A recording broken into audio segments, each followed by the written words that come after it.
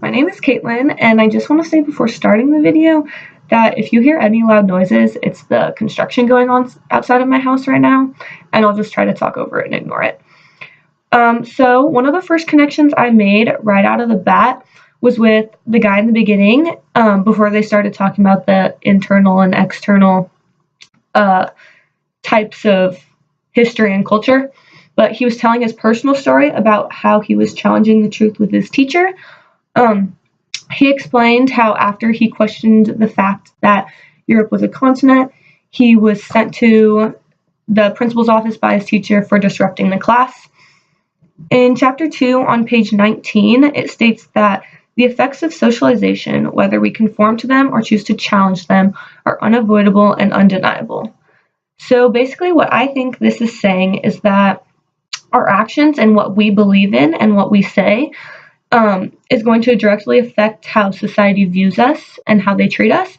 So whether we are accepted or not, whether we're an outsider or an insider. And I think that this connects directly to what the guy is saying, because in this case, he is challenging the fact that Europe is a continent. And because of this, the teacher automatically negatively judges the situation, because I don't believe that she could wrap her mind around why anyone would think differently than what is our cultural truth. So she just sent him to principal's office. Another connection I saw was with the idea of subconscious bias and unknowingly discriminating. So the book says on page 20 that they were likely not aware that they were discriminating and would probably have vigorously and sincerely denied any suggestion to the contrary. They would not be intentionally lying when they denied discriminating, and herein lies the power of socialization. We often have no idea that we are discriminating. So I believe that this quote goes directly to the video in the story of the colored woman and her sister-in-law that was mixed, but technically just white on the outside. So the colored woman is telling the story, and she's telling a story about her and her sister-in-law going to the grocery store, and how her sister-in-law, when she went up to check out, paid with a check, and the checker just took the check without hesitation or a second thought. But when the black lady went up to pay, the checker asked for 2 types of ID and started going through the bad checkbooks, invalid checks. And when the sister-in-law came back and asked the checker why she was doing it, she just said that it was store policy, and she didn't even mention the fact that maybe it was because the lady was black. I don't think that the checker even knew what she was doing or why she was doing it. I think it was definitely unknowingly discriminating, because our brain subconsciously makes connections between colored people and low social economic status. So that's why she felt the need to check ID and search the book.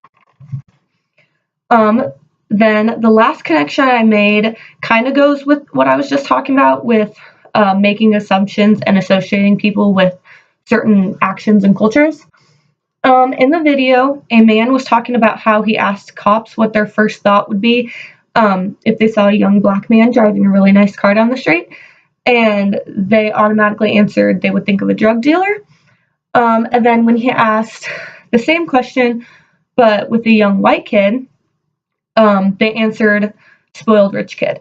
So these are 2 completely different answers on completely different ends of the spectrum, but it's the exact same situation. The only thing different is skin color.